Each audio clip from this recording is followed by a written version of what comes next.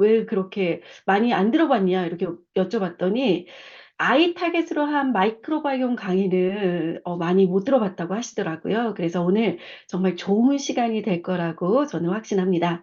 그러면 오늘 지호세 대표님 나오실 때 화면으로 큰 박수 보내드리면 좋을 것 같습니다. 지호세 대표님 나와주세요. 예, 안녕하세요. 저 HM파마 대표이사 지호셉입니다.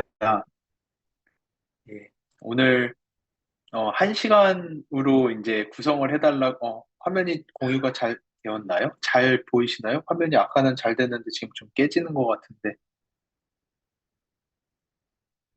전체 화면이 다 보이시나요? 아니면 부분만 보이시나요?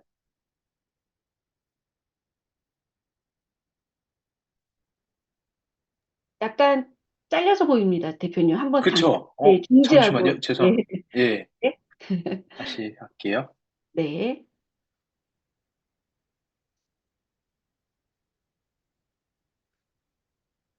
예, 됐습니다. 이제는 됐나요? 네, 아, 네, 예, 예, 됐습니다. 네, 예. 그래서 예, 조금, 이미 들어보신 분들이다. 그리고 예전에 저희가 삼성동에서 한번 했었고, 그리고 이제 소수의 분들을 모시고 조금 딥한 교육의 내용을 가졌었는데요. 그렇게 좀 딥한 버전으로 한번 해달라고 해주셔서 일단 가지고는 왔거든요. 근데 오늘 너무 늦은 시간이라서 이 피곤한 시간대 이거를 정말로 소화를 하신다면은 정말 대단하신 겁니다. 이 늦은 시간까지 그래서 조금 뒤쪽으로 앞쪽은 제가 빠르게 훑고 지나가겠지만 뒤쪽으로 가면은 저희가 이제 들어보지 못한 내용들 제가 아이들의 그 그로잉 랩이라든지 그럼 아이들의 마이크로바이오 가지고 할 때는 우리가 어떤 부분에 좀 더 포커스하면 좋겠는가라는 부분에 대해서 조금 더 말씀을 드리겠습니다. 그래서 저희 회사 소개는 들어보셨다니까 넘어가겠습니다. 넘어가고 그래서 예전에 하던 오늘 혹시나 처음 들으시는 분들도 계시겠지만 이렇게 빠르게 가면 이해하기 쉽지는 않겠지만 다시 한번 쭉 훑고 들어가고 그다음에 이제 아이들 내용으로 특화돼서 들어가면요. 2012년 이전 그러니까 한 10년 전만 하더라도 전 세계 그리고 모든 기업 모든 소비자는 아직 메치니코프의 시절을 살았다.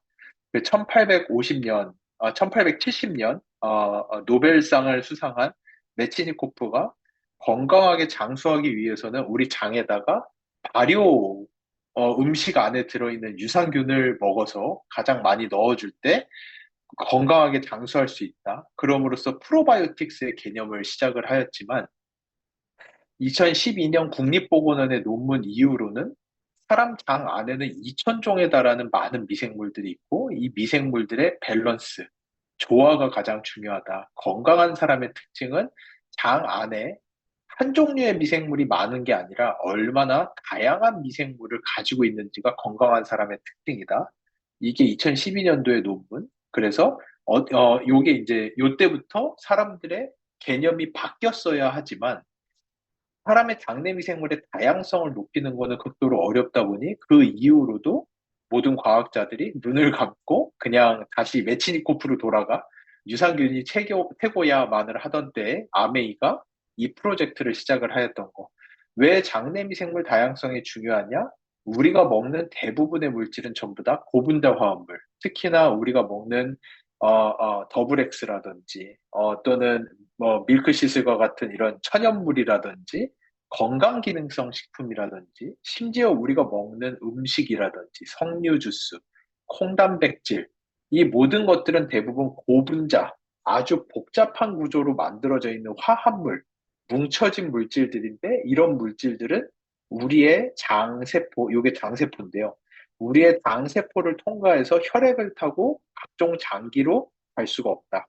요거를 아주 조그마한 저분자 화합물로 쪼개야지만이 들어갈 수 있는데 우리 몸에서 그 역할을 하는 것이 마이크로바이오, 장 안에 있는 미생물들이기 때문에 우리가 먹은 것이 미생물에 의해서 분해가 되고 작은 물질들로 바뀌었을 때 우리 혈액으로 들어가서 효과가 나타나기 때문에 큰 물질을 작은 물질로 바꿔주는 것은 제약회사들이 하는 역할이다 보니까 과학자들이 마이크로바이옴은 우리 몸 안에 제약회사라고 부르고 있다라는 거. 대표적인 저분자 화학 물질들이 홍단백질, 저희가 먹는 APP, 이 파이로프로틴 이런 제품들을 먹었을 때 이 콩단백질을 받아주는 미생물이 있으신 분들은 이 콩단백질을 에쿼얼이라는 물질로 만들어주고, 이 에쿼얼이라는 물질은 아직 신약회사들도 꿈의 물질로 부르는 엄청난 신약의 후보 물질이고, 신약회사들도 아직 만들지 못하는 엄청난 항암 능력을 가진 물질이지만, 한국인의 34%는 콩단백질만 먹어도 혈액으로 이 물질들을 넣어주는 장안의 미생물들이 있다. 어, 유로리틴 A라는 것도 요한옥스 교수가 네슬레에 1조 원에 팔았을 정도로 근육 증강과 여성 건강의 꿈의 물질이라고 알려져 있지만 아직도 합성을 하지 못해서 약으로 나오지 못했는데, 이 유로리티나이라는 물질조차도 한국인의 40%는 석류만 먹어도 석류를 유로리티네이로 바꿔주는 미생물들이 장에 있어서 엄청난 신약을 우리 혈액에다 넣어주고 있다. 인삼 같은 것도 컴파운드 K를 바꾸는 미생물이 있으신 분들은 면역력 증강이 되는 인삼발이 받는 사람으로 분류가 된다라고 할 정도로, 아직 신약 회사들도 꿈의 물질이라고 생각하는 것들을 우리 장내 미생물은 이미 우리 몸 안에 넣어주고 있기 때문에, 도대체 저 사람은 저렇게 허랑방탕하게 담배 엄청 피면서 저렇게 사는데도 어떻게 저렇게 건강할 수가 있지? 아니, 저 사람은 저렇게 열심히 사는데 어떻게 저 사람은 저렇게 아플 수가 있지라는 과학자들이 가지고 있던 수많은 비밀들의 클루가, 그 해답이 이 마이크로바이옴 안에 상당히 많이 있고, 인간의 자연 치유라는 것의 비밀이 여기에 있지 않나라고 과학자들이 현재 유추하고 있다. 그래서 마이크로바이옴을 우리가 제대로 이해하고 마이크로바이옴의 다양성을 높일 수만 있다면은, 이거는 우리 몸 이게 약을 사 먹는 수준이 아니라 우리 몸 안에다가 제약회사를 만드는 수준의 아주 고차원적인 혜택을 볼 수 있는 것이기 때문에 장내미생물 다양성이 중요하다. 그래서 하지만 현대인들에게 있어서 장내미생물의 다양성이라는 것은 지키기가 극도로 어려운 거. 왜냐? 누누이 말씀드렸다시피 우리가 먹고 있는 수많은 음식에 들어있는 방부제라든지, 우리가 가끔가다 먹는 항생제라든지 아스피린이라든지 환경오염이라든지 이런 많은 것들이 우리 장내 미생물을 다 훼손을 시키는 존재들이고, 예전에는 예전에는 정말 여러 가지 루트를 통해서 우리 장 안에다가 미생물을 보충을 해주고 있었는데, 대표적인 예가 약순물이라든지, 약순물이라는 거는 저희가 이제 산이라는 거대한 흙 필터에 비가 내렸을 때, 그 비가 이 거대한 흙을 촘촘히 쌓여진 필터를 거쳐서 내려와서 깨끗하게 필터링이 돼서 정수가 돼서 우리가 마시는 물이지만, 사실 그 약수물 안에는 수많은 미생물 또는 거의 죽어 있는 미생물들이 아주 많이 들어 있었던 거고, 요즘에는 환경 오염 때문에 약수물을 절대 권하지는 않습니다. 하지만 생각해 보시면 그 산에다가 동물들이 엄청나게 많은 똥을 싸두거든요. 그거를 빗물이 다 훑고 내려가서 필터링을 해서 저희가 먹는 약수물에는 수많은 미생물을 접종할 수 있는 기회가 우리에게 있었던 거지. 또는 냉장고가 없어서 대부분 발효식품을 먹을 수밖에 없던 시절에는 수많은 미생물을 우리 몸 안에 넣어주는 행위가 있었지만, 더 이상 현대에는 인스턴트 식품, 냉동식품, 멸균식품, 레토르트 식품, 뭐 이런 것들 때문에라도 미생물을 보충해 줄 수 있는 기회가 현저히 적어졌기 때문에 현대인들에게 장내 미생물의 다양성을 높이는 것은 극도로 어렵고, 그래서 과학자들이 이 사람의 현대 문명을 한 번도 조어하지 않은 브라질에 이 아마존 밀림 안에 들어가서 현대 문명을 한 번도 조어하지 않은 부족의 똥을 훔쳐나와서 분석을 해본 결과 미국인에 비해서 월등히 많은 장내미생물의 다양성을 가지고 있다는 걸 알게 되었고, 그래서 과학자들은 늦었지만 지금이라도 장내미생물의 다양성을 보존하는 노력을 해야 된다라는 일환으로, 요즘에는 병원에 가서 항생제를 처방받아도 꼭 소아과 많이 가시잖아요. 아이들한테 아목시실린, 아목스 이런 거 처방하면은 언제나 프로바이오틱스를 같이 처방을 하고, 심지어 요즘에는 약사들도 아스피린이나 이부프로핀, 에드빌만 먹어도 장내미생물이 붕괴되니 프로바이오틱스를 꼭 같이 드세요라고 말을 할 정도로, 이제는 장내미생물을 보호하는 것, 특히나 그 다양성을, 얼마나 다양한 미생물이 장 안에 있는지 보호하는 것이 현대인들에게 큰 숙제가 되었지만 실제로 그거를 높일 수 있는 방법이 존재하지 않았다는 거. 마이랩 이전에는. 현재도 마이랩을 빼고서는 전 세계에 장내 미생물 다양성을 높일 수 있는 제품은 하나도 없다라는 거. 그래서 장내 미생물 다양성이 붕괴되면은 사람 몸에 어떤 일들이 생기는가? 당에 일단 첫 번째 누수가 생기면서 당 주변에 염증 반응이 과도하게 일어나게 되고 간 기능이 약해지고 지방이 축적되고 근육에서는 힘이 빠지고 에너지가 줄어드는 대표적인 만성질환 대사질환의 전초들이 이 장내미생물 다양성의 붕괴에서 시작이 된다라는 거를 정말 빠르게 제가 여지까지 거의 1, 2, 3차에 걸쳐서 발표했던 내용들을 아주 축약해서 제가 오늘 이제 빠르게 훑고 지나가고 있거든요. 그래서 이 마이크로바이옴이라는 것이 각광받기 시작했고, 마이크로바이옴을 누군가가 컨트롤만 할 수 있다면, 이거는 헬스케어계의 가장 큰 게임 체인저다라는 게, 모든 사람들이 동의하는 내용. 다양성이 높아진다면, 우리 몸 안에 제약회사가 늘어나는 거니까, 그런 사람들은 편안하게 밥만 먹고 살고 더블 X 정도만 먹고 뭐 이래도 정말 건강한 삶을 살 수가 있는데 어떤 사람은 뭐를 해도 건강하지 않은 상태로 갈 수 있는 것이 장내 미생물의 다양성에 그 해답이 있다.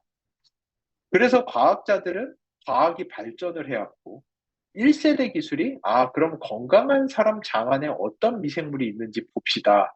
라는 기준으로 시작을 해서 사람들의 마이크로바이옴, 장내 미생물을 유전자 분석기로 분석을 하기 시작했고, 혹시 너무 빠른가요? 혹시 괜찮나요? 제가 뒤쪽에 할 것들이 좀 있어가지고 너무 급하게 가는 느낌인 것 같아서, 예, 장내 미생물이 어떤 미생물이 있는지 우리가 한번 보자라고 해서, 건강한 사람들에게는 아크로만시아 뮤시니필라라는 미생물이 많네. 건강한 사람 장에, 특히 장에 염증이 없는 사람들에게는 피칼리박테리움 프라우스티니치라는 미생물이 많네. 뭐 이런 것들에 대한 이해는 우리가 이제 하기 시작했고, 그래서 마이랩을 제외한 국내에 있는 모든 제품은 요 1세대 기술만을 이용을 해서 사업을 하고 있는 제품들. 마크로젠, 마이바이옴 스토리, 뭐 이런 대부분의 제품들은 다 CJ 예전에 첫랩 제품, 앵크로비, 요즘에 좀 나오고 있는 앵크로비, 뭐 이런 대부분의 제품은 유전자 분석을 통해서 당신의 장에는 이런 미생물이 있고 이런 미생물이 부족합니다.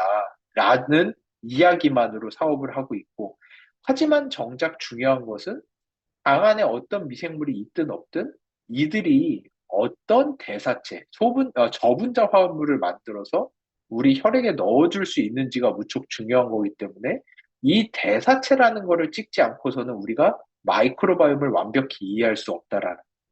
그래서 우리 국내 최초로 마이랩이 듀얼 분석, NGS와 대사체 분석 두 가지를 이용해서 국내에 제품을 출시했고, 심지어 저희 회사는 여러 대학병원, 여러 대학들과 지금 이제 위탁 연구, 그들이 이런 것 좀 분석을 해주세요.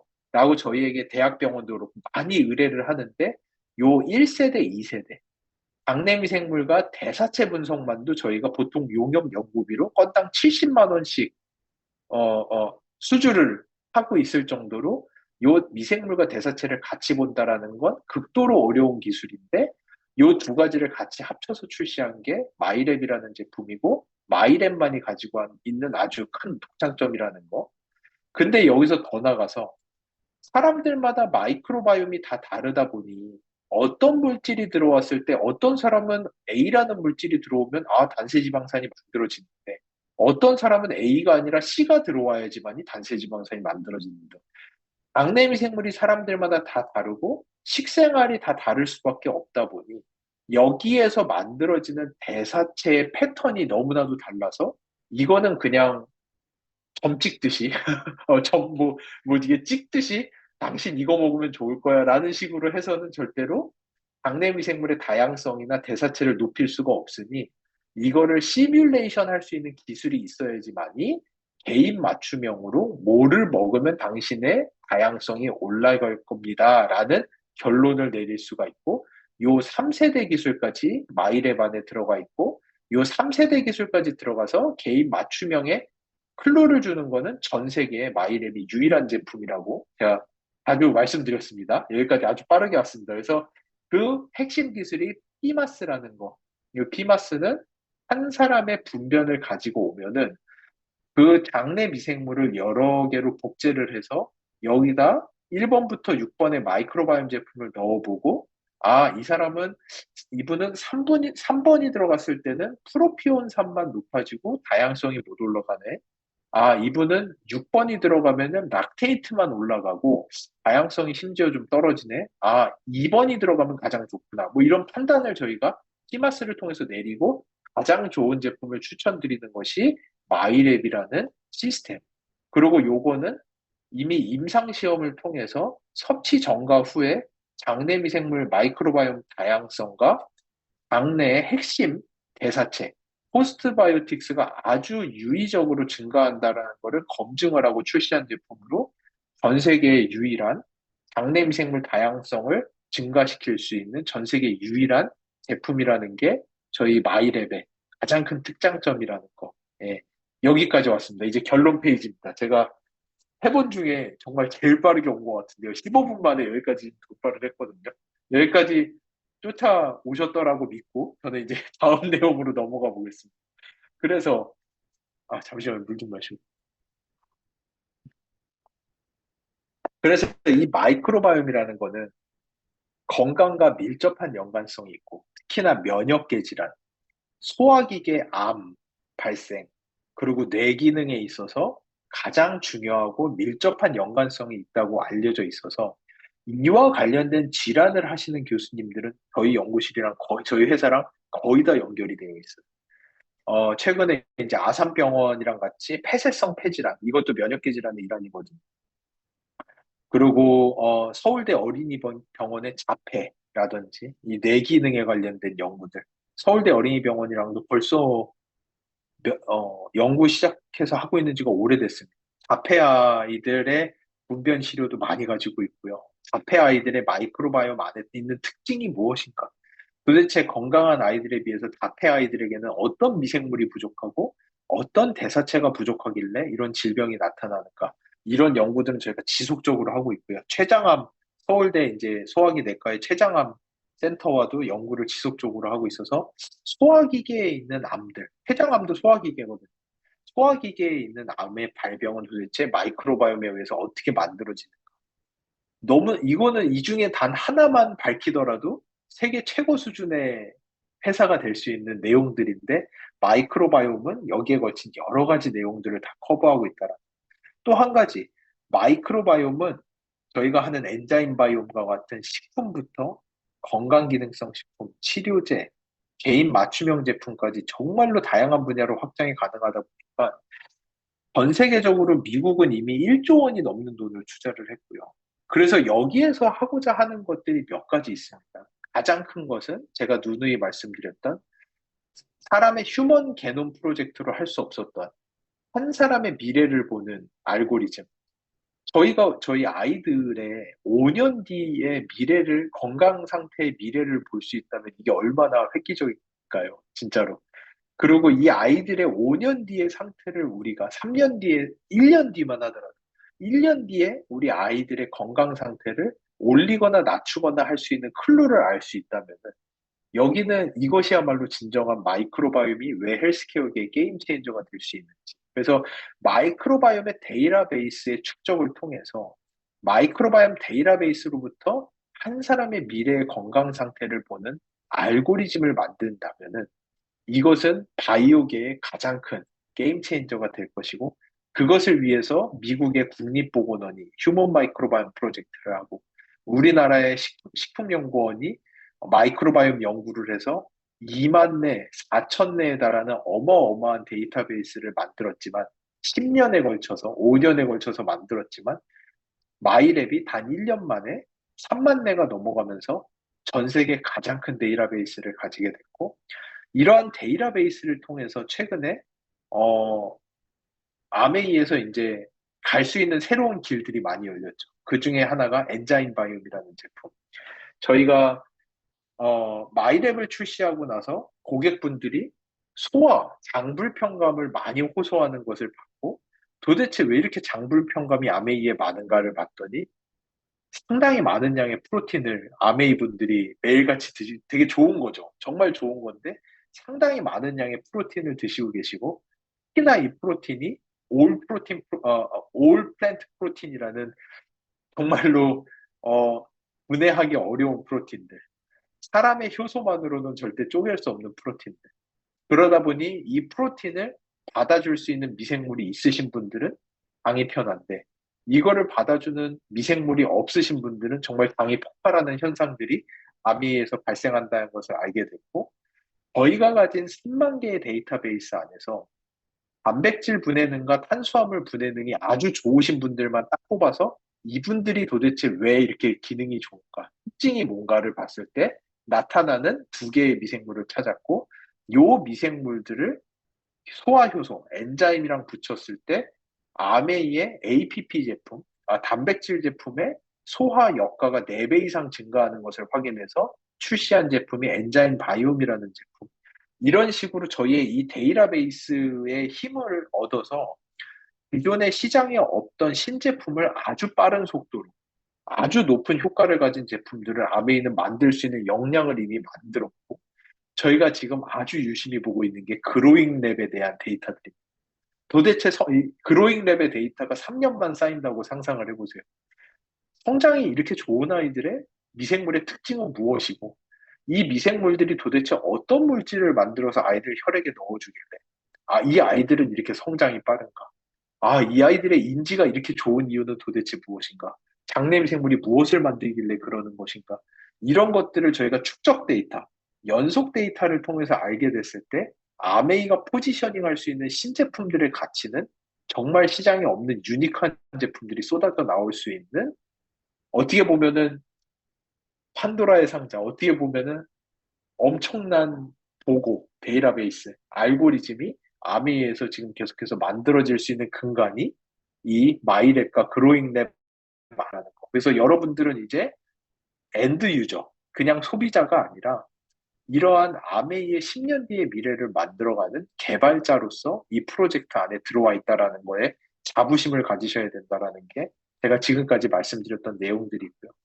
이런 거는 저희 혼자 절대 할 수 있는 게 아니라 저희끼리 했으면 정말 이상한 제품 나왔을 거라고 제가 장담합니다. 이 아메이 분들의 엄청난 제품 개발 능력과 퀄리티 컨트롤, 여러 ABO 분들의 마케팅 잠재력에 영구적 열정에 저희의 기초 기술이 합해져서 막내 미생물 다양성을 높일 수 있는 전 세계 유일한 3세대 개인 맞춤형 플랫폼 제품이 나온 것이 저희와 아메이가 할 수 있었던 가장 큰 시너지가 아니었나, 이렇게 생각을 합니다. 그래서 여기까지 하고요. 이제 어린이 건강에 대해서 제가 들어가겠습니다. 예전에 헬스 MLS 세션을 했을 때 제가 고민을, 그때 추석 직후였거든요. 아마 기억하실 것 같은데 저희 추석 직후, 추석이래. 구정 직후였어요. 그래서 이제 구정 기간 동안에 아이들에게 있어서 마이크로바이옴이라고 한다면 가장 중요한 게 뭘까? 정말 여러 가지가 있지만 저는 일단은 면역이라고 생각했어요. 면역인데 많은 분들이 면역을 되게 헷갈려 하세요. 과민 면역은 뭐며? 면역은 그냥 높아야 되는 거 아닌가? 면역력은 세야 되는 거 아닌가? 근데 왜 또 과민 면역은 뭐고? 그러면은 면역력이 세서 생기는 병이 알러지라고 하는데 이 도대체 알러지는 또 뭔가? 라는 거에 대해서 상당히 큰 궁금증과 해소되지 않는 이런 부분들이 있다라는 것을 제가 조금은 이제 파악을 했었고, 오늘 그 부분과 그럼 도대체 마이크로바이옴이 여기서 하는 역할이 무엇이냐에 대해서 제가 조금 말씀을 드리겠습니다. 이거 저는 분명히 박사과정 수준으로 준비해달라고 해서 했습니다. 이거 저의 죄가 아니에요. 너무 어려워지고 있는 것 같은데 이건 저의 죄가 아니고 오늘 한번 들어보시고 진짜로 이게 다 흡수가 된다라고 하면은 이게 오늘 최초거든요. 이렇게 하는 거는 제가 이런 컨텐츠로 넥스트 버전을 좀 만들어서 앞으로 해볼 수 있도록 하겠습니다. 그래서 어, 예전에는 이런 거랑 똑같아요. 예전에는 그냥 오래 사는 게 꿈이었어요. 근데 점점 건강하게 오래 사는 게 꿈이 되는 시절이 됐어요. 이제는 무작정 병원에 누워서 생명을 오랫동안 유지한다고 해서 절대, 아, 이 사람 대단하다라고 하는 사람 아무도 없어요. 아, 정말 고생하다 돌아가셨다라고만 말을 하죠. 요즘에는 진짜 돌아가시기 직전까지 건강하게 먹을 거 다 먹고 운동할 거 다 하고 즐겁게 사시다가 딱 잠자다가 그냥 고생도 없이 딱 돌아가시는 분들을 제일 부러워하죠. 아, 진짜 잘 사셨다라고 말을 할 수가 있는데, 면역에 대한 개념도 이렇게 바뀌어왔다고 보시면 돼요. 옛날에는 면역력이 센 거밖에 몰랐어요. 면역력이 좋아야 돼. 그래서 면역이라는 거는 면역력의 시작을 누가 했는지 아시나요? 면역학의 아버지가 누군지 아시나요?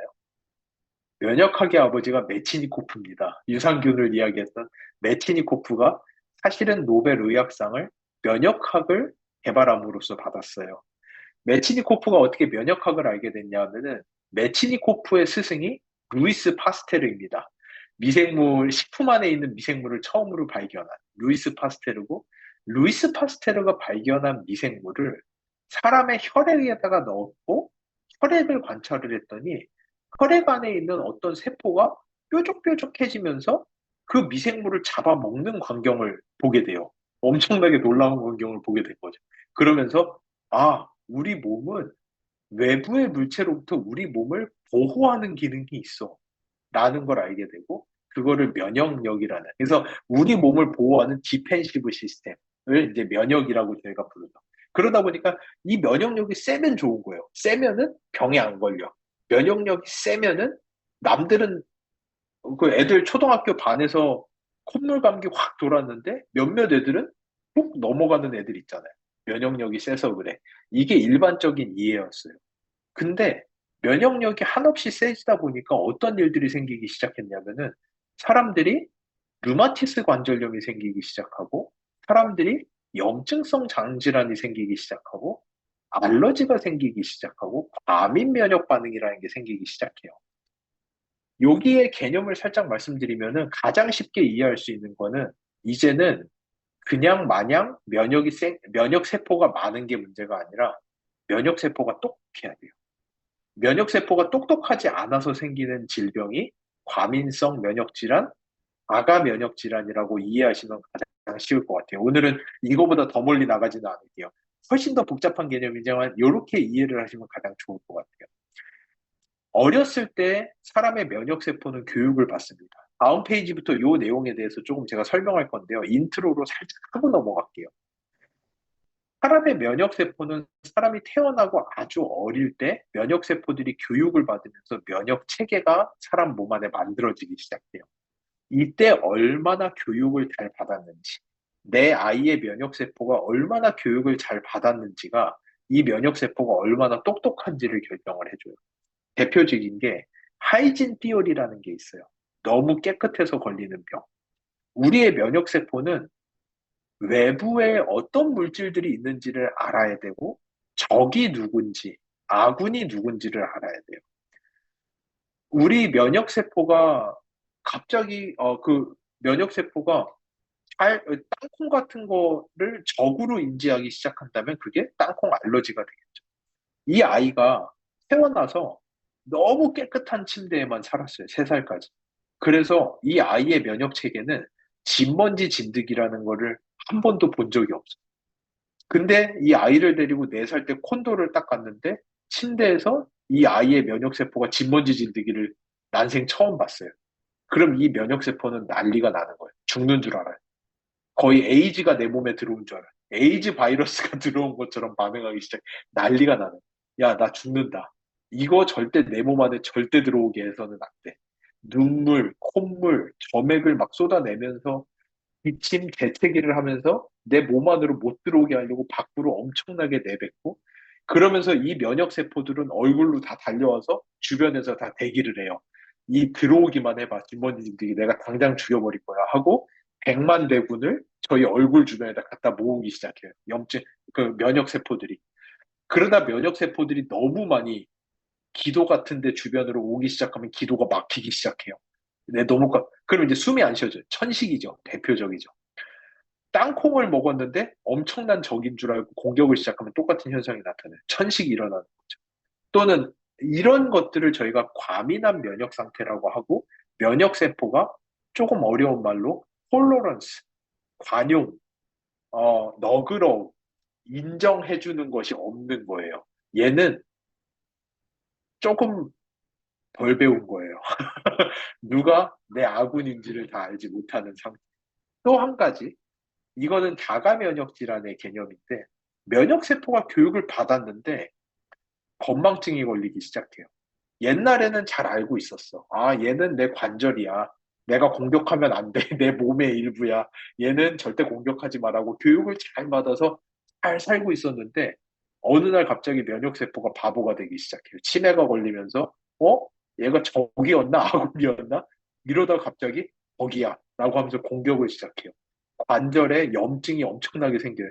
면역세포들이 매일같이 공격을 하면서. 그게 저희가 부르는 류마티스 관절염이라는 거고요. 이 면역세포가 내 근육이 갑자기 적인 줄 알아. 공격을 시작해. 루게릭병이라고 하고요. 이 염증세포가 장세포를 공격하기 시작해. 갑자기 장세포가 적이 됐어. 이거를 저희가 크론병이라고 합니다. 그러니까, 이게 이제는 면역이 무작정 세야 돼의 시절이 이제 조금씩 지나고 있어요. 이제는 눈 달린 면역이 중요해. 면역세포가 똑똑해야 돼. 누가 적인지 누가 아군인지 정확하게 판단해야 돼. 이게 훨씬 더 중요한 시대가 됐고, 특히 우리 아이들의 면역세포를 어떻게 교육시키는지가 이 아이들의 평생 건강을 좌지우지해요. 그 논문이 이 내용입니다. 이 논문이 너무 좋아서 제가 가지고 왔어요. 이 논문의 제목을 보시면은 The Early Life Education of the Immune System, Moms, Microbes and Missed Opportunity. 그러니까 이거를 이제 한글로 딱 번역을 하면 아기 면역 세포의 첫 교육, 미스트. 우리가 놓친 기회들이라는 논문이거든요. 이게 검 마이크로브스라고 상당히 유명한 논문에 2020년도에 게재가 된 아기의 면역 세포가 처음에 어떻게 교육을 받기 시작하며 거기에 있어서 엄마와 미생물과 어떤 교육들이 시작이 되는가. 제가 이걸로 가진 않을게요. 이게 이제 이 논문의 가장 중요한 전문이에요. 전문인데, 요거를 제가 챗GPT와 함께 이야기를 하면서 가장 쉽게 한국말로 바꿔왔어요. 아기 때 면역 체계는 아주 특별한 성장 단계를 겪고, 아기가 태어난 후에 처음 마주치는 다양한 환경에 따라서 우리의 면역 체계는 영향을 받게 됩니다. 한마디로 교육을 받는 거죠. 아기가 태어나고 처음 마주친 다양한 환경에 따라서. 이 중에서도 아기가 접하는 미생물들은 아기의 면역 체계에 오랫동안 영향을 주어서 이게 제가 말씀드린 면역세포가 오랫동안 까먹지 않는 아주 똑똑한 면역세포가 만들어지는 거예요. 아이가 커서 나중에 어떤 병에 걸릴지에도 영향을 줄 수가 있습니다.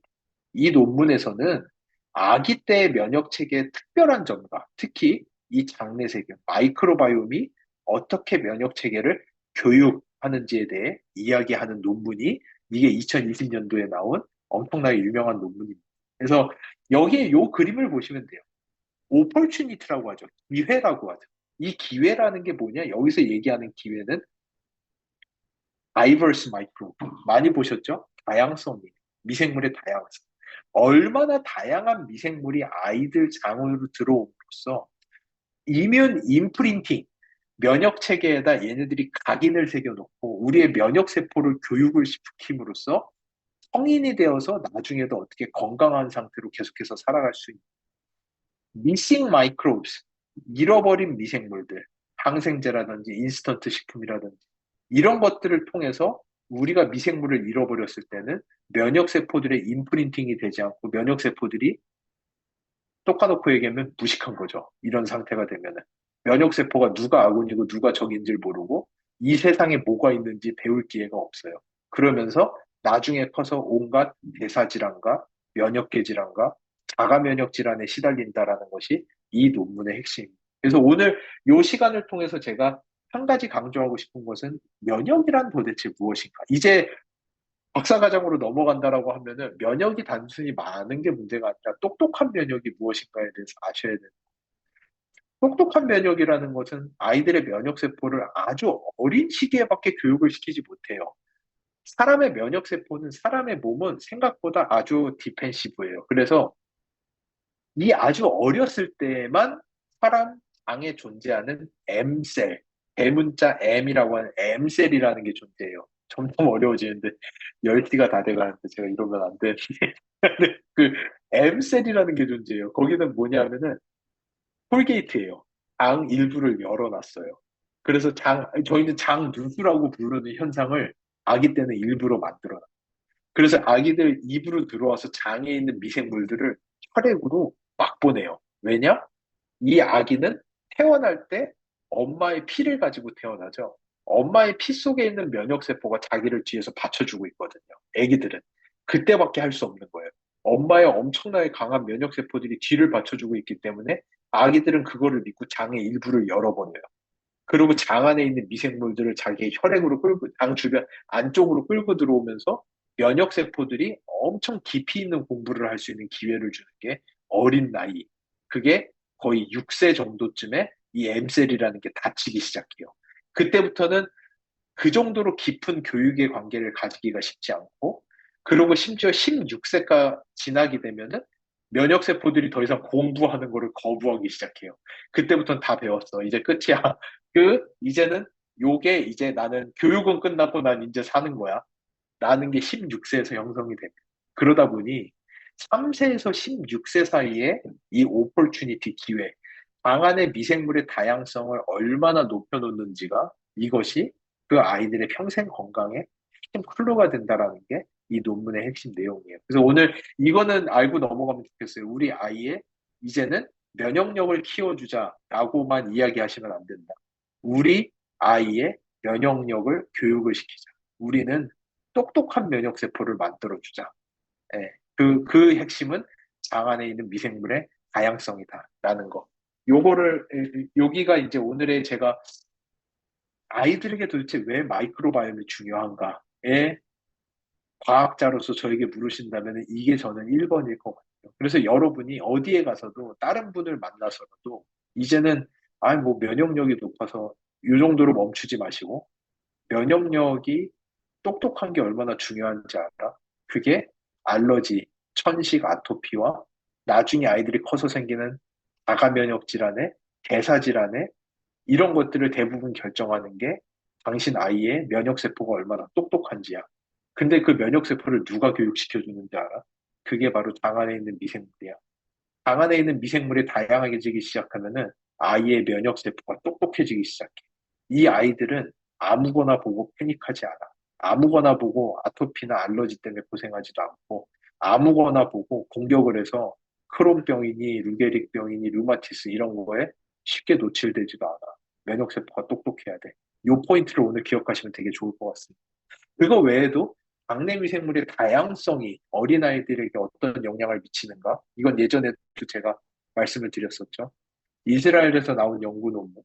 아이들의 IQ별로 아이들을 나눠놨을 때 장 안에 있는 미생물의 다양성이 높을수록 아이들의 IQ가 높은 걸 확인해. 이거는 거꾸로 뭐 다양성을 높인다고 IQ가 막 올라간다라는 거는 아니에요. 그렇지만 그만큼 장 안에 있는 미생물이 다양할수록 이 아이들의 혈액으로 넣어주는 물질의 다양성이 증가하고 이런 물질들이 뇌로 들어가서 뇌에까지 영향을 미치고 뇌의 안정감이라든지 집중력을 높여주는데 상당히 큰 영향을 미친다라는.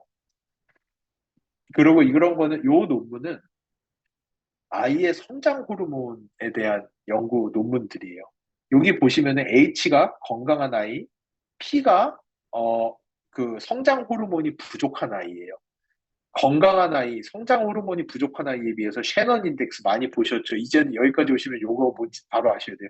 장내 미생물 다양성 지표죠. 장내 미생물 다양성이 아주 유의적으로 높습니다. 성장성이 정상인 아이들은 이 연구는 어디까지 갔느냐? 이제 방글라데시에서 그 저성장 아이들, 방글라데시에는 이제 저성장 아이들이 많잖아요. 잘 못 먹어서. 이 아이들을 받고 도대체 연구자들이 뭐를 했냐면 이 저성장 아이들에게 유엔에서 엄청난 고열량의 영양 시기를 줘요. 아주 어린 나이에. 그런데 신기한 게 이 아이들은 아무리 먹어도 성장을 하지를 못해요. 과학자들이 가가지고 도대체 유엔에서 이 정도 돈 쓰고 이 정도 고열량 식이 주면은 이제 애들이 좀 커야 되는 거 아니야? 근데 왜 아이들이 어떤 특정 시기를 놓쳐버리면은 그 뒤로는 아무리 먹어도 왜 크지를 못해? 그 아이들의 장내 미생물의 나이가 성장하지 못했고, 아무리 먹어봐야 그거를 받아서 혈액으로 넣어주는 미생물이 없기 때문에 이 아이들은 실제로 성장을 할 수 없다. 그렇기 때문에 아이들이 뭐를 먹더라도 너무 당연하잖아요. 그게 혈액으로 넣어서 아이들 성장에 기여하려면 그거를 받아서 넣어주는 트랜스포터가 있어야 되는 거고, 지금까지 공부하신 거는 그 트랜스포터는 장 안에 있는 미생물이고, 장 안의 미생물의 다양성이 높아지면 당연히 에너지 효율도 올라가게 되고, 아이들의 성장은 좋아질 수밖에 없습니다. 그렇기 때문에 그거는 성장 호르몬이 만들어지려면 호르몬도 다 콜레스테롤 구조예요. 먹는 게 다양하고 먹는 게 좋아야지만이 호르몬이라는 것을 만들어낼 수 있는 재료도 만들어지는 거거든요. 그러니까 그런 것들이 다양성이 높은 아이들에게선 당연히 더 좋을 수밖에 없다라는. 근데 이 다양성을 높일 수 있는 프로젝트는 전 세계에 마이랩이 유일하다. 이거는 정말로 자부심을 가지셔도 되는 부분. 아이들의 뼈 성장, 이제는 뭐 여기는 말씀을 안 드려도 아실 것 같아요. 뼈 성장의 중요한 부분이라든지 칼슘과 비타민 D의 흡수조차도 장내 미생물이 결정을 합니다. 장내 미생물이 아무리 칼맥티를 아이들이 먹어도 장내 미생물이 받아서 넣어주지를 못하면은 그건 아까워요. 다 변기통으로 들어가는 거죠. 그래서 영양의 흡수, 비타민 D의 흡수, 칼슘의 흡수조차도 마이크로바이옴들이 영향을 미치고 아까 말씀드렸던 부분 아토피 당연히 이거 코릴레이션, 스코라드가 이제 아토피 지표인 건 아시죠? 여기가 장내 미생물 다양성이 오른쪽으로 갈수록 높은 거, 스코라드는 높을수록 좋지 않은 거. 다양성이 낮을 때 스코라드가 당연히 높죠. 다양성이 높아지면서 아토피 지표가 점점 떨어지는 거. 그래서 장내 미생물 다양성이 너무나도 당연하게 아이들의 면역 세포의 교육에 관여를 하고 이 면역 세포들은 똑똑해져서 불필요하게 반응하고 불필요하게 이게 아토피도 피부 주변에서 나타나는 현상에 면역 세포들이 공격을 받는다고 생각을 하고 그 피부 주변으로 너무 많이 모여들기 시작하는 거예요. 그러면서 피부에 래시 같은 거, 이 래시, 그 두드러기 같은 것들 막 생기고 이러는 것들이 면역 세포들이 과도하게 그 주변으로 밀집을 하는 거거든요. 네, 그런 것들이 면역세포가 똑똑해지면서 당연히 그럴 일이 현저하게 줄어드는 거. 한식도 동일합니다. 그리고 이제 새로 가지고 온 자료가 요런 저런. 요거는 이제 조금 더 어려운 내용인데 여기까지는 살짝 가볼 시간이 되겠죠? 아직은? 잠시만요. 지금 화면이 안 넘어가고 있나요? 혹시?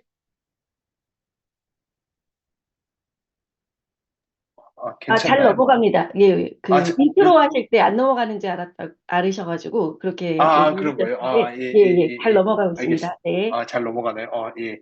그래서, 어, 똥보균 이런 거 아시죠? 이게 이제는 저희가 박사까지 넘어가면은 어떤 내용인지 살짝 아셔야 될 것 같아요. 당연히 우리 몸 안에는 예전에 초창기 연구에서는 특정 미생물들이 있으면은 에너지 효율이 극도로 높아지면서 어떤 사람은 진짜 물만 먹어도 살이 찐다라고 이제 그런 연구들이 있었고 사실이에요. 정말로 에너지 효율이 극도로 높으신 분들이 있어요. 이 에너지 효율이 극도로 높다라는 거는 조금은 어려운 개념이지만 장내 미생물 다양성과 당연히 연결이 돼요. 장내 미생물이 아주 다양하면은 거기에 특정 영양소가 들어왔을 때 이 물질들이 분산이 되기 시작하면서 살이 찌게 하는 물질, 살이 안 찌게 하는 물질, 근육이 늘어나는 물질이 상당히 많이 분포를 하면서 확률적으로 살만 찔 확률이 적어져요. 근데 장내 미생물 다양성이 없어서 장 안에 특정 미생물들의 몇 군만 있는데 하필이면 걔네들이 살을 찌게 하는 에너지를 전환하는데 극도로 효율적인 아이들만 장 안에 남게 되면은 당연히 살이 훨씬 더 쉽게 찌게 될 수밖에 없습니다. 그게 여기부터 보게 되면은 F-오버비라는 개념 아시나요? Firmicutes of Bacteroidetes. 이거는 제가 몇 년이야? 2006년, 7년 제프리 아이고든이라는 워싱턴 대학교의 이제 엄청 유명한 교수님이 초창기 논문에서 많이 나오던 내용인데요. 장 안에 퍼미큐테스라는 미생물이 많고 박테로이데테스라는 미생물이 적으면은 살이 과도하게 찐다. 라는 연구를 발표하면서 엄청나게 큰 충격파를 학계에다 던진 적이 있습니다. 사실이에요. 맞아요. 근데 문제는 나중에 알게 된 거는 여기 보시는 것처럼 컨트롤, 건강한 아이들인데 UN은 undernourished, 그러니까 저성장 아이들, 영양소 결핍 아이들, 저성장 아이들, OB는 obesity, obese, 비만인 아이들, 다양성은 다 낮아요. 다양성이 반대로 가는 게 아니에요. 저성장이나 비만은 다양성이 떨어집니다. 근데 아까 말씀드린 대로 안타깝게도 다양성이 떨어져 있는데 아주 살을 찌게 하는 아이들만 좀 모여서 다양성이 낮은 상태가 오비라고 하고 여기를 저성장 언더누리시드라고 하는 거거든요. 그러니까 어, 이 다양성이 이렇게까지 중요한 거예요. 예, 그래서 이거를 이제 어디 가서 조금 더, 이제, 맞아, 나도 뭐, 퍼미큐테스 박테리디티스에서 뚱보균이 있고, 극도로 살이 많이 찌고, 뭐, 이런다는 거 알아라고 이제 들으시면은, 거기보다 한 스텝 더 가셔야 되는 거죠. 다양성이 문제인데, 다양성이 떨어지면은, 특정적으로 살이 되게 많이 찌는 사람들도 있지만, 복불복이야. 어떤 사람은 살이 극도로 안 찌는 어성장이 될 가능성도 있어. 그래서 일단 장내 미생물 다양성을 높여놓는 것이 아이들이 비만이 된다든지 저성장이 된다는 것을 막아줄 수 있는 가장 좋은 방법이야. 로 여러분들이 설명을 할 수 있는 내용이라는 거. 여기에서 핵심 지표는 Firmicutes over Bacteroidetis라는 균주들이 여기 보시는 바와 같이 정상분에 비해서 undernourished, 저성장, 결핍 아이들과 비만인 아이들에게서 다 높아진다라는 거. 요거는 장내 미생물 다양성과 아주 큰 상관관계가 있다라는 거. 그래서 어, 방 안에는 확실한 거는 아이들이 크지 못하게 하는 균이 있고요. 아이들이 물만 먹어도 살이 찌게 하는 비만을 촉발하는 균들이 있어요. 이거를 막을 수 있는 가장 좋은 방법은 다양성을 높이는 거예요. 어, 되게 쉬운 듯 오묘한 듯 어려운 내용이란 건 알거든요. 여기는 제가 오늘 여기 지금 들으시는 분들 표정을 보면서 하고 있는데 다음번에 커버해야 될 것 같아요. 여기는 지금 밤 10시에 하기에는 너무 깊이 들어가고 있는 것 같아서 여기는 제가 살짝 건너뛰도록 하겠습니다. 그래서 어, 어, 그래서 이렇게 특징적으로 잘 못 크는 아이들 또는 과도하게 비만이 되는 아이들의 장안에는 특정 미생물들이 있고 이러한 미생물들은 대부분이 뭐가 문제냐면은 탄수화물을 과도하게 분해시키면서 혈액에다가 당분을 많이 넣어준다든지 뭐 이런 현상들이 나타나면서 생각보다 살을 빠르게 찌게 할 수도 있고 면역 세포들을 너무 과민하게 만들면서 또 지방이 축적되게 만드는 현상들도 있거든요. 그러니까 이런 현상들이 있습니다. 그래서 저희는 또 하나 이 마이랩의 특장점, 특히 그로잉랩과 마이랩 안에서 있는 키즈 전용을 저희가 예를 들고 싶은데요. 국내 어디에도 이만큼의 데이터베이스가 없어요. 국내에 아까 말씀드린 대로 어, 우리나라에서 제일 큰 국가기관이 가진 데이터베이스가 4,000대. 그러다 보니까 저희 4,000대라는 거는 뭐냐면은 진짜 여기가 정상의 구역이 맞아? 아, 그럼 내가 진짜 정상인보다 안 좋은 상태가 맞아? 내가 정상인보다 좋은 상태가 맞아? 라고 할 때 그 표본이 예를 들어서 이런 거죠. 사과가 10개가 있는데 내가 딱 하나를 집었어요. 그러면은 이 사과의 사이즈가 진짜로 작은 건가? 평균보다 작은 사과인가? 아니면 이 사과가 평균보다 큰 사과야? 라는 게 내가 가지고 있는 10개의 사과 중에서 하면은 정확도가 별로 높지 않겠죠. 내가 가진 단순히 10개 안에서 얘가 크거나 작을 테니까. 근데 제가 사과를 10,000개를 들고 있어요. 그러면은 내가 딱 하나를 찝으면은 얘가 이 사과가 평균보다 큰 건가 작은 거에 대한 정확도가 월등히 높아지게 되죠. 10,000개라는 표본이 있다 보니까. 그거랑 똑같은 거예요. 여러분이 하시는 마이랩은 거의 세상에서 표본 개차와 여러분이 받는 결과지의 정확도는 세상에서 가장 높은 수준이에요. 10,000개라는 표본을 가지고 이 결과를 해석할 수 있는 데이터베이스는 아메이밖에 없어요. 아메이 정도 되는 DB는 있어야 되고요. 근데 다른 데가 4,000개 데이터, 3,000개 데이터 있으면은 그 중에서 아이 데이터는 1, 200개도 채 되지 않아요. 그럴 수밖에 없어요. 아메이는 표본 수가 월등히 많기 때문에 아이들만 하더라도 1,000대가 넘어가게 되고 아이들만을 위한 결과지를 따라 만들어낼 수가 있었습니다. 이게 뭐가 차이냐 하면은 예전에 한번 말씀드린 것 같은데 아이들의 경우에는 성인과 마이크로바이옴의 패턴이 좀 많이 달라요. 그러다 보니까 아이가 결과지를 받아봤는데 이 성인의 표본에 비교를 해가지고 내 아이에 대해서 생각을 이제 보다 보면은 어긋날 케이스가 많죠. 이게 단순히 아이이기 때문에 나타나는 현상인지 진짜로 어떤 부분이 부족해서 나타나는 현상인지에 대해서 명확하게 판단을 할 수가 없지만 마이랩이라는 제품은 국내 유일하게 어린이들 전용을 만들 정도의 데이터베이스가 있기 때문에 어린이들 중에서의 표본을 잡았기 때문에 훨씬 더 정확한 데이터를 만들어낼 수 있다는 거. 저는 이것만으로도 왜 사람들이 어린아이의 경우에는 시중에 있는 제품이 아니라 마이랩을 해야 되는지에 대해서 저는 이미 아주 명확한 근거라고 있다라고 생각을 해요. 시중에 있는 제품은 그거 성인 기준에다가 너의 아이가 어떤 상태인지를 얘기해 주는 거야. 근데 이미 논문에서 성인과 어린아이의 마이크로바이옴은 다르다는 게 이미 너무 많이 알려져 있어. 아이들 중에서 네 아이가 어느 정도를 어느 선에 있는지를 당신이 봐야 되는 거지. 전체 성인 중에서 당신의 아이가 어디 있는지를 본다라는 거는 아주 정확하다라고 볼 수 없어. 그렇기 때문에 아이라면은 특히나 마이랩을 해야 되는 거야. 라는 거에 대한 저는 명확한 근거가 여기 있다라고 생각을 하고요. 특히나 아이들을 대상으로 하는 특정 지표들, 최근에는 논문들을 통해 가지고 피부 건강에 대한 지표들도 저희가 신설을 했죠. 그래서 여러 논문들에 나오는 미생물들 지표를 가지고 아이들의 피부 건강에 대한 부분도 저희가 결과에다 추가를 한 바가 있습니다. 거기다 이번에 리뉴얼하면서 어떤 미생물이 탑5 미생물이 어떻게 있는지, 키즈에도 어떻게 탑5의 미생물들이 있는지, 이 미생물들은 어떤 역할을 하는 미생물인지 논문에서 발췌해서 나오는 내용, 가장 비율이 높은 부분들.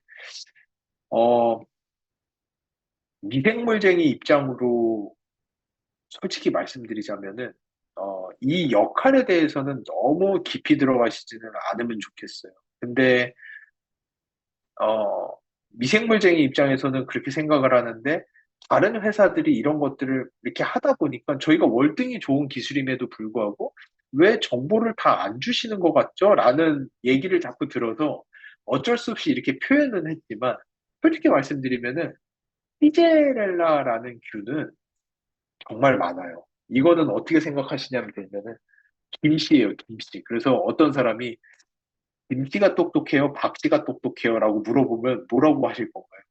김씨 중에서도 똑똑한 사람이 있고 아닌 사람이 있고 박씨 중에서도 그런 거죠. 어떻게 김씨랑 박씨를 나눠요? 라고 하시겠죠.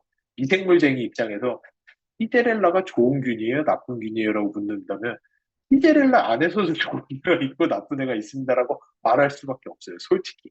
그렇기 때문에 저희가 대사체라는 걸 보는 거예요.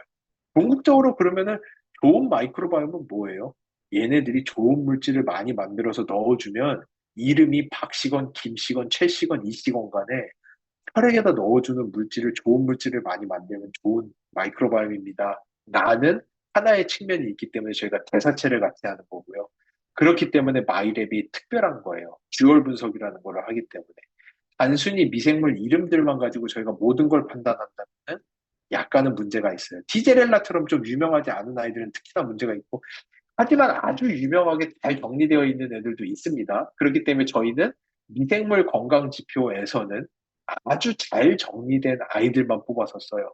그러다 보니까 어떤 분들이 방 안에 미생물이 2,000개나 되고 NGS를 통해서 다 보신다면서요. 근데 왜 건강 관련 지표 미생물은 왜 한 30개 정도밖에 안 뽑아서 쓰세요?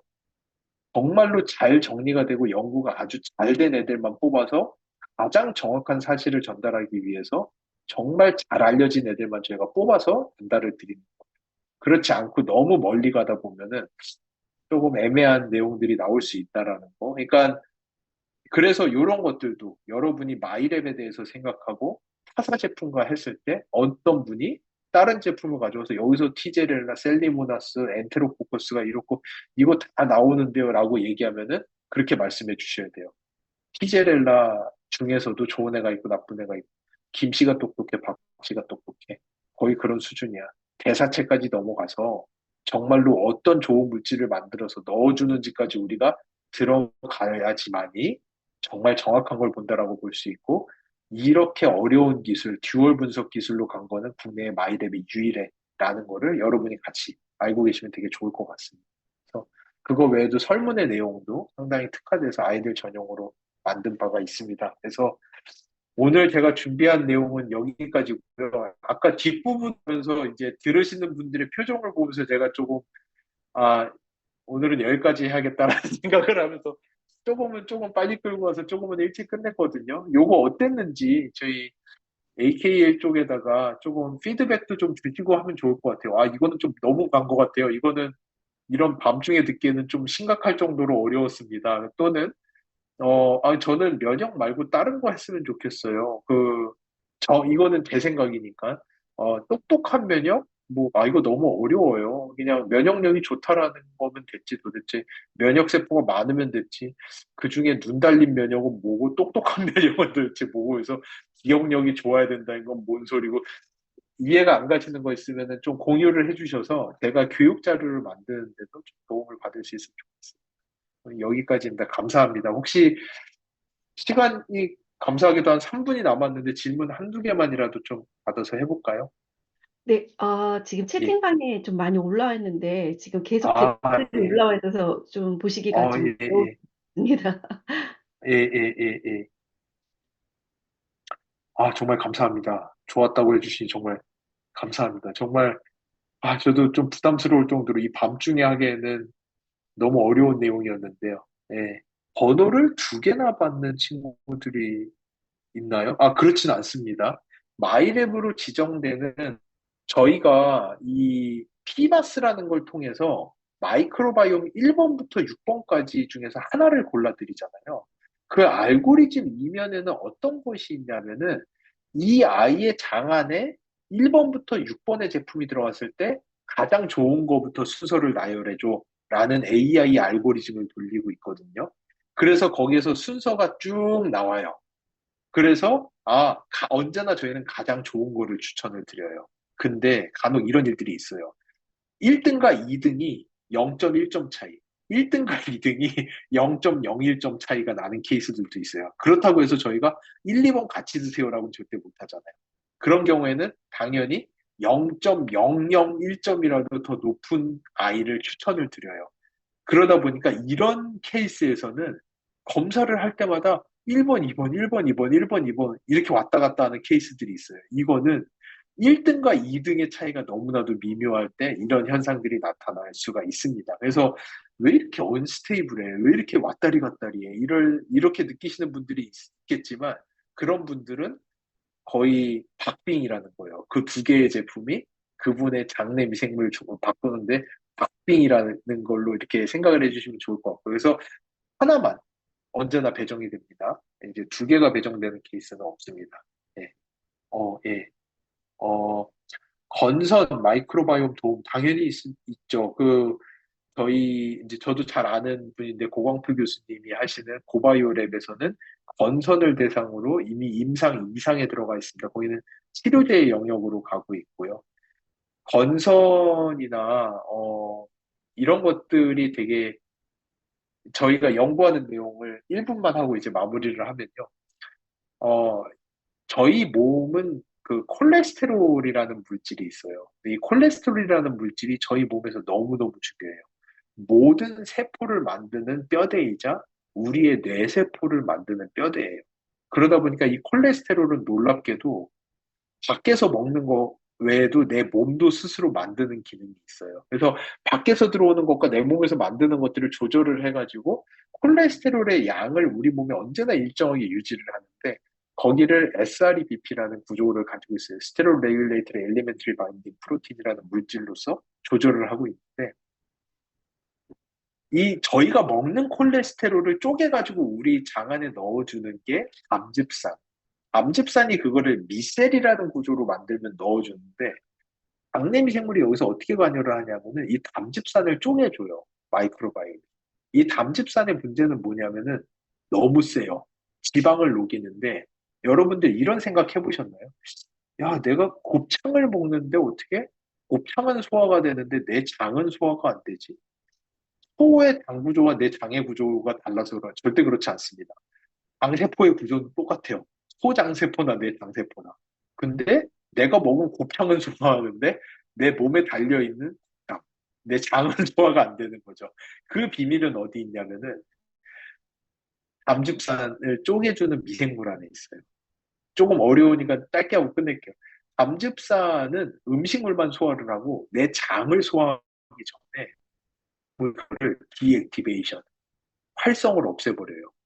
근데 이 활성을 없애는 미생물이 부족한 사람은 이 담즙산이 너무 많이 장으로 내려가게 되고 자기 장을 스스로 녹이는 현상까지 생기기 시작해요. 크론병처럼 넘어가는 상황이 되거든요. 그래서 거기에 장내 미생물이 되게 중요하고 장내 미생물이 근데 또 문제는 뭐냐? 담즙산을 너무 빨리 쪼개버리면은 콜레스테롤의 흡수가 떨어지기 시작하면서 건선이라든지 뇌기능 저하라든지 디멘시아, 건망증이라든지 이런 것들이 촉발될 수도 있겠다라는 게 저희의 연구 주제 중에 하나이기도 합니다. 그래서 그런 식으로 장내 미생물이 건선이라든지 건망증이라든지 이런 거에도 당연히 관여를 할 수가 있는. 예. 어,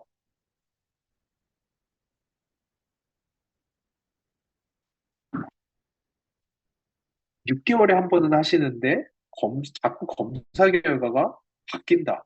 왜 그런가요? 어, 20여만 원 지출에 당연히 부담이 있으시죠. 내 장여 환경이 이렇게 자주 바뀔 거면 매일 그냥 다양하게 먹는 게 더 나은 게 아니에요. 여기는 진짜로 제가 다른 데서 했던 되게 심화된 내용 중에 하나인데요. 도대체 이 마이랩이라는 게 해봐야 미생물 한두 개 넣는 건데 어떻게 그런 걸로 내 장 안에 미생물이 다양해질 수가 있어?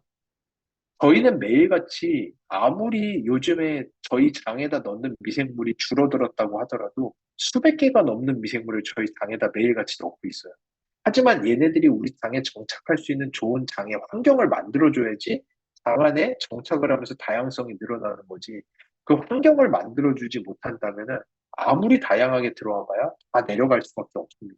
그렇기 때문에, 어, 이 마이랩의 핵심 구조는 장 안의 환경을 좋게 만들어주는 거예요. 그럼으로써 내가 매일같이 내 몸 안에 들어오는 미생물들이 내 몸에 잘 정착해서 내 장 안의 미생물의 다양성을 높일 수 있도록 도움을 주는 게 마이랩의 핵심 근간 기술입니다. 그러다 보니까 장내 미생물이 너무 자주 바뀌신다라는 분은 일단은 저희가 이야기하는 뎁스가 얇은 분일 가능성이 높아요. 장 안의 미생물은 다양한 것도 문제지만 양도 많아야 돼요. 뎁스가 높아야지만이 쉽게 흔들리지 않는데 특히나 이렇게 쉽게 장내 미생물이 계속해서 바뀌고 흔들리는 분이라면은 미생물의 뎁스가 너무 얕다라는 것도 고민을 해보시면 좋을 것 같아요. 예, 그래서 뎁스가 낮다라는 거는 계속해서 내가 장내 미생물을 훼손시키는 무언가를 하고 있다. 엄청난 과업을 계속 하시던지 아니면은 단당류 같은 거를 많이 먹어가지고 잼은 안 상해요. 여러분 아시나요? 잼이 안 상해요. 왜냐하면은 잼은 너무 달아서 미생물도 못 살아요. 그 정도의 당분을 장에다 넣게 되면은 알코올과 흡사한 효과들이 나타나요. 내가 너무 달게 먹는 건 아닌가? 내가 방부제가 많은 음식을 너무 많이 먹는 건 아닌가? 이런 것들에 대한 라이프 패턴도 한번 좀 확인을 해보시면 좋을 것 같습니다. 네. 이미 10시 5분 가까이 돼가서요. 오늘, 예, 네. 여기까지 할까요? 네, 예, 감사합니다. 아, 예, 오늘 질문도 폭파하고 지금 또 1000명이 예, 여기에 들어오셔가지고 또 못 들어오신 아, 분들도 예, 많았는데요. 예. 아, 아, 너무 좋은 질문들이 많은데, 나중에는 조금 제가 더 짧게 하고 질문 중심으로 좀 해봐도 좋을 것 같아요. 이게 네. 애병견도 안 되나요? 막 이런 거 되게 재밌는 내용들이고 할 얘기도 많은데, 다음 기회에 좀 더 해보면 좋을 것 같습니다.